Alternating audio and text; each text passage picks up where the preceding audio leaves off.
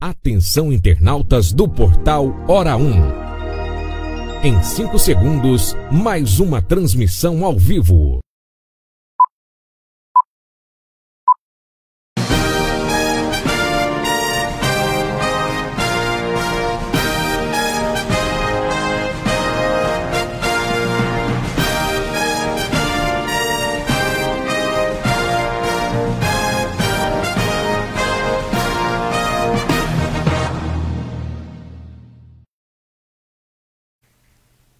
Boa tarde, está começando mais uma edição do Hora 1 no Esporte, onde falaremos sobre vários assuntos esportivos neste sábado, como por exemplo o Campeonato Brasileiro, que tem jogo em andamento. Botafogo e São Paulo vão se enfrentando neste momento lá no Newton Santos, Rio de Janeiro, e o jogo está empatado 1-1. São Paulo saiu na frente, o Botafogo empatou. Mas vamos falar também sobre o Campeonato Municipal de Futebol Amador, sobre a Matonense, sobre a interdição da Casa do Atleta, tudo isso e muito mais, e você pode nos acompanhar em várias plataformas que estão aí à sua disposição. E eu já começo o programa falando sobre o Campeonato Municipal de Futebol Amador, que nós tivemos aí no último domingo a rodada de número 6 da primeira divisão, e nós vamos conferir daqui a pouquinho os resultados. Está aí na tela para você. Unidos do Flamengo 1, IBEC também 1. União do Bosque 1, Palmeirinha 2. O jogo entre Turiba e Pereira não aconteceu, né? Ele foi adiado porque a Pereira disputava a semifinal do campeonato regional. Aliás, perdeu para Itajubi por 3-1 e ficou fora da decisão. Bela Vista 0, São José 2, Silvânia 2, Santa Rosa também 2 e Unidos do Parque Aliança, que fez 5-1 no Guarani. Depois destes jogos, a classificação ficou assim. O IBEC lidera com 14 pontos. O Palmeirinha vem em segundo lugar com 13, o Bela Vista em terceiro tem 11, União do Bosque é o quarto colocado com 10. Seriam essas 4 equipes hoje classificadas para as semifinais da competição. Mas o Unidos do Parque Aliança vem em quinto com 9, o São José tem 9, o Unidos do Flamengo tem 8, a Pereira tem 5, mas só fez 4 jogos. Então, se a Pereira vence os 2 jogos atrasados, ela bate nos 11 pontos e vai também entrar no G4. O Guarani tem 5, o Toriba tem 3, Santa Rosa e Silvânia com apenas 2 pontos ganhos. Essa classificação do Campeonato Municipal de Futebol Amador em sua primeira divisão. Amanhã não temos jogos pela primeira divisão, amanhã é a vez da segunda divisão entrar em campo. Vamos conferir aí os jogos que estão marcados para este domingo. Às 9h30 da manhã, lá na Buscardi, o 100% Negro enfrenta o Independente. Lá no Popular Atlético Clube contra o Azulville. Na Vila Maria tem Bom Jesus e Parque Aliança. E lá no Jardim Pereira, São Caetano jogando contra o Piauí. Esses serão jogos realizados no período da manhã. Mas temos também 4 jogos marcados para a tarde, a partir das 15h30. No Popular tem Casinha jogando contra Pereira Futebol Clube. Nós temos também no Bela Vista Esporte Clube Palmeirinha contra o Bragantino. No Jardim Pereira, Sema e Clube Atlético Popular. Na Vila Guarani tem Azulville e 100% Negro. São os jogos, portanto, é a segunda rodada do Campeonato Municipal de Futebol Amador em sua segunda divisão. O que começa hoje é a Taça Zinho Calabrês, que é o Campeonato Municipal de Futebol Amador na categoria Master aqui em Matão. Taça Zinho Calabrês sempre com jogos aos sábados às 15h30. A primeira rodada marca na Buscardi 100% Negro jogando contra o Unidos do Flamengo. Lá na Vila Guarani, Guarani jogando contra o Palmeirinha. No Jardim Paraíso, Autoelétrica Zito contra o Silvânia. E lá no Popular, Clube Atlético Popular jogando contra a Sociedade Esportiva Pereira. Portanto, essa situação dos campeonatos amadores aqui da cidade. Vamos falar sobre o Matonense? Campeonato Paulista, segunda divisão, sub-20. Vamos conferir primeiro os resultados da penúltima rodada desta fase, onde nós tivemos 2 partidas realizadas. Aqui em Matão, sábado, a Matonense tomou de 5-1 do Catanduva, Matonense 1, Catanduva 5. E em Bebedouro, a Internacional fez 3-0 no Taquaritinga. Depois destes jogos, a classificação ficou assim no grupo onde estão Matonense, Inter, Catanduva, Taquaritinga e Independente. A Inter de Bebedouro está classificada com 22 pontos ganhos. O Catanduva é segundo colocado com 12. O CAT em terceiro com 9. A Matonense já está eliminada, tem 5 pontos apenas. E o Independente de Limeira com menos 3. Então está mais eliminado ainda, né? A última rodada marca para hoje hoje às 3 da tarde, né, nós teremos em Catanduva e Independente, e em Taquaritinga, o Taquaritinga jogando contra a Matonense. Numa situação normal, o Catanduva vai vencer, o CAT também vai. O Catanduva se classificará como segundo colocado do grupo, atrás apenas da Inter de Bebedouro, e o CAT vai tentar entrar como um dos terceiros melhores classificados. Tá? Essa é a situação. Mas teve novidade, mais uma vez, novidades ruins envolvendo a Matonense nesta semana.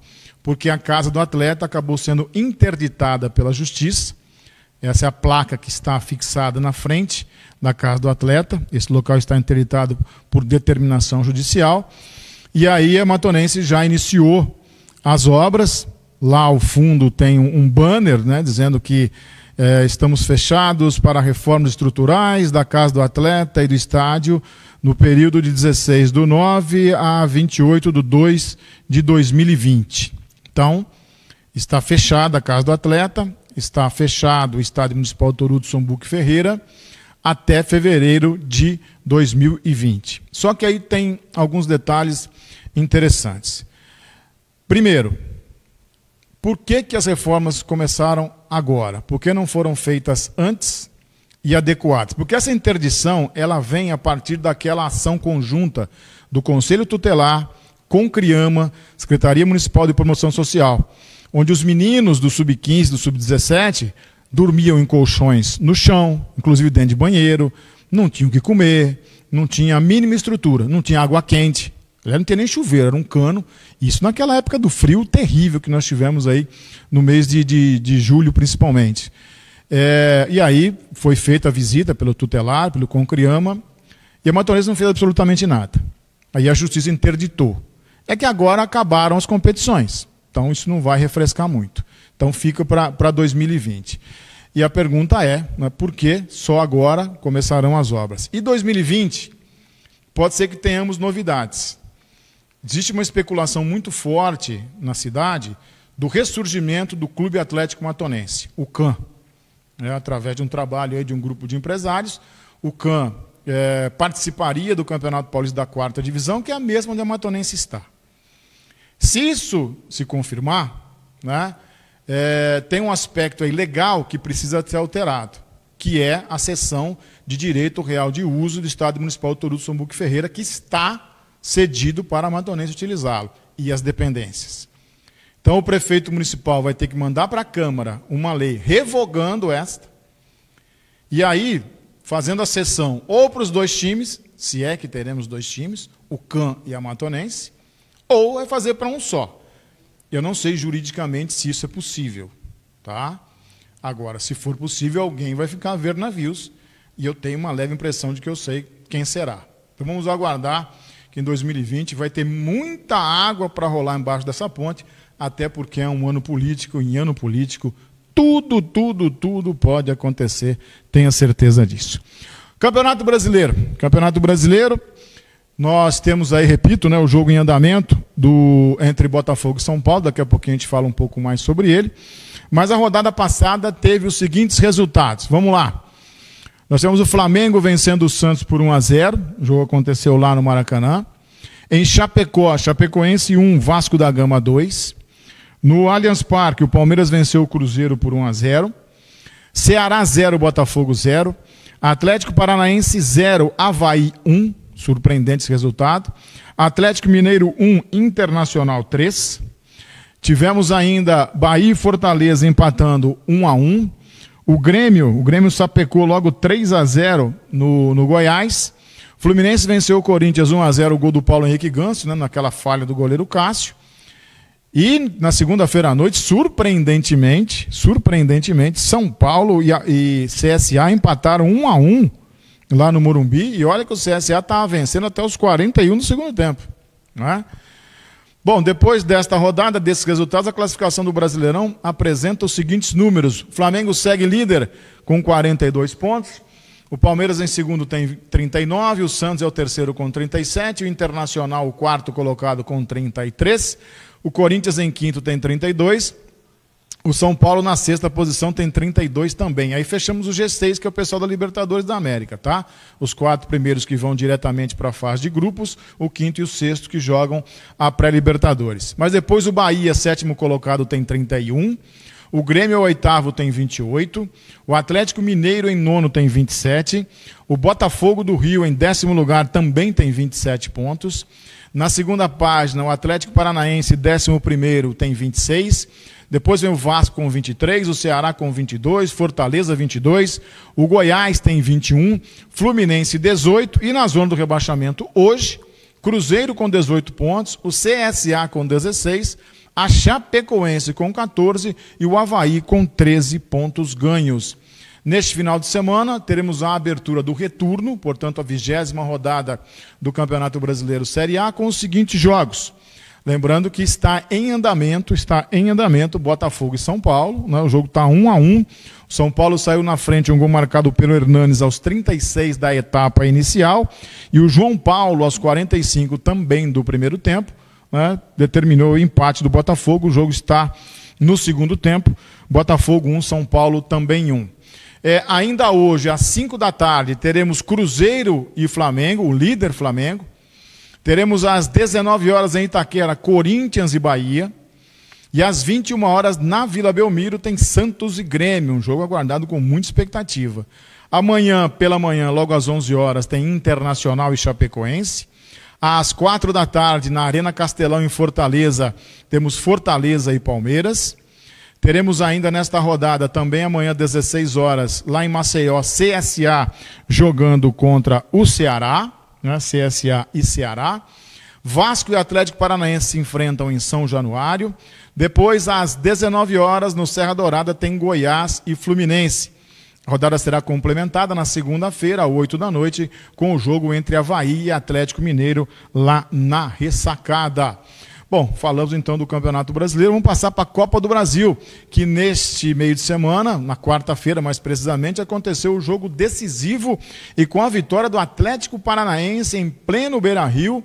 O Atlético tinha vencido o jogo de ida em casa, né, por 1-0, foi jogar pelo empate, mas você está vendo já a abertura do marcador com o Léo Cittadini aos 23 do primeiro tempo, fazendo Atlético Paranaense 1, Internacional 0. O Inter precisava ganhar por um gol de diferença para levar a decisão para a cobrança dos tiros livres da marca do pênalti.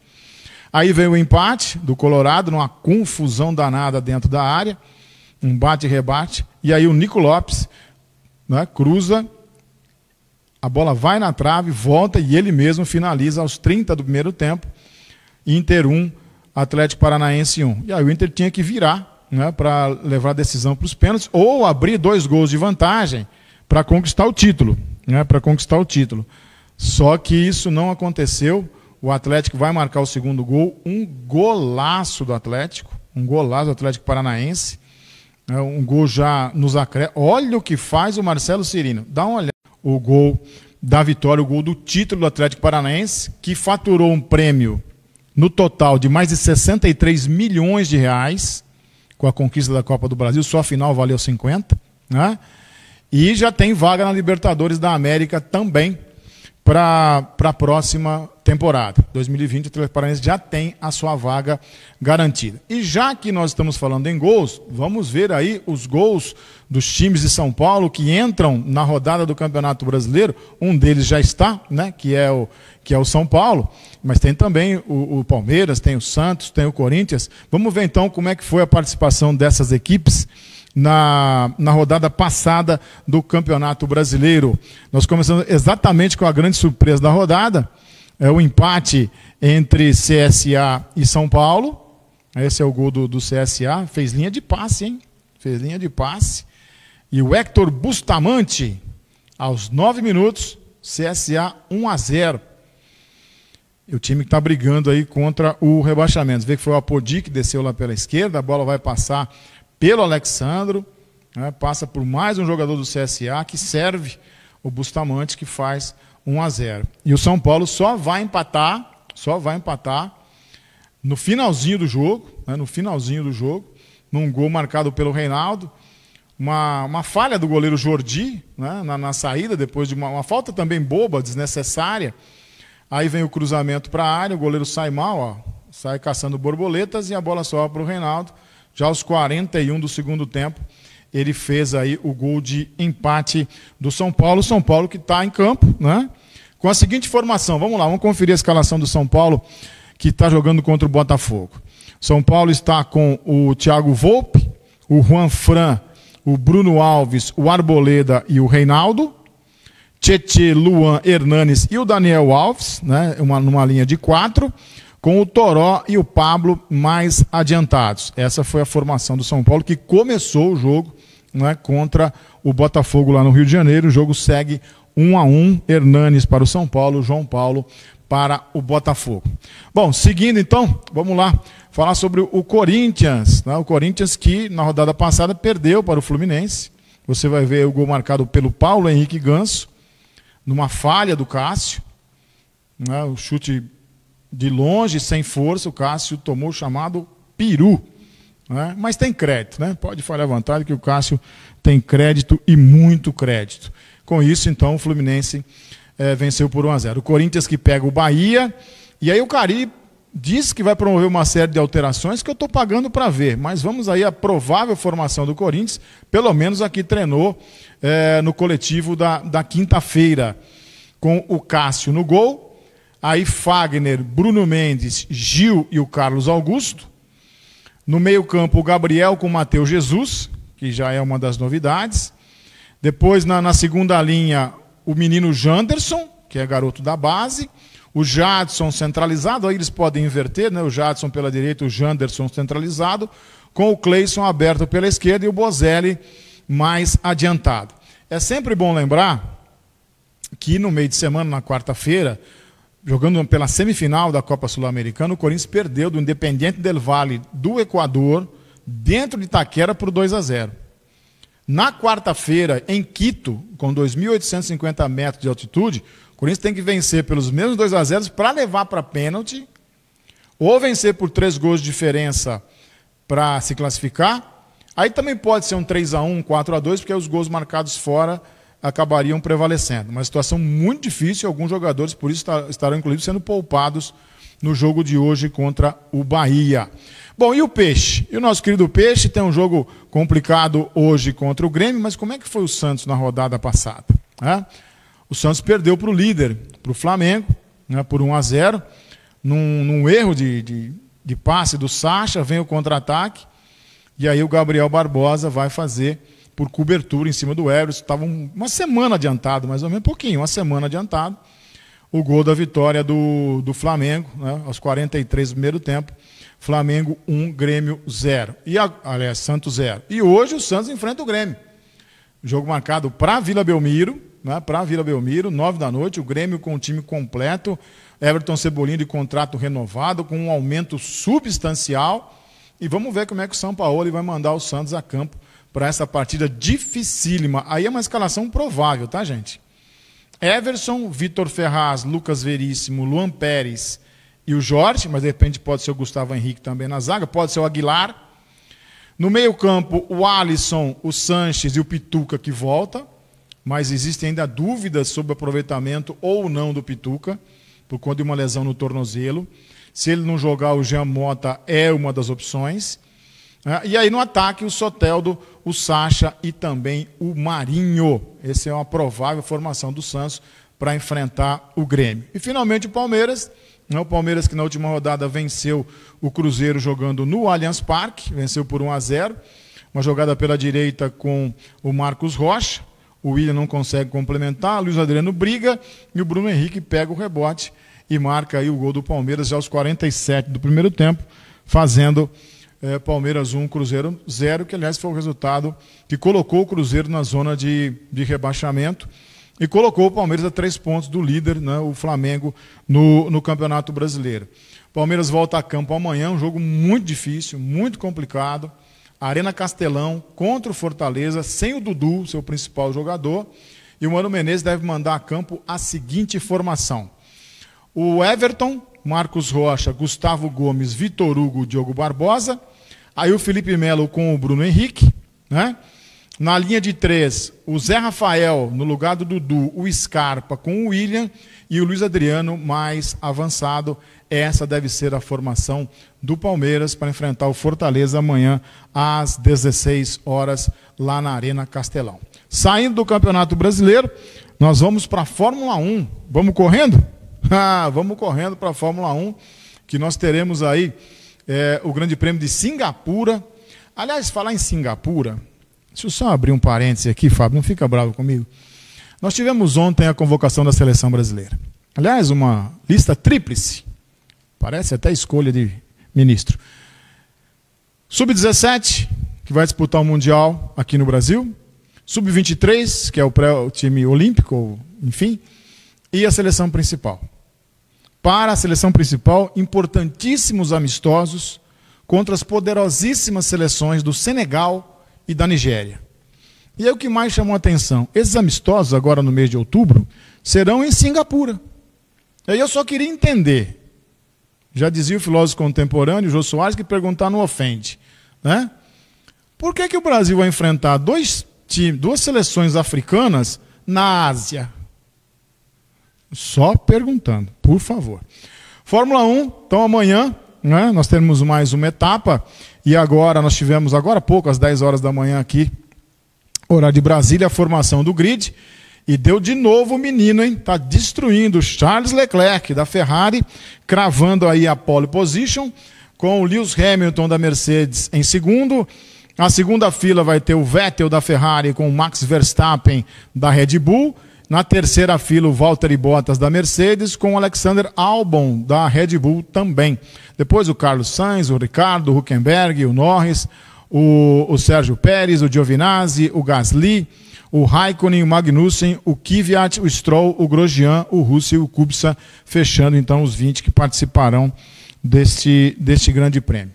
Bom, agora vamos diminuir um pouco a velocidade, Fábio, que em Fórmula 1, né, muito rápido, vamos passar para a primeira corrida e caminhada OAB-H Saúde.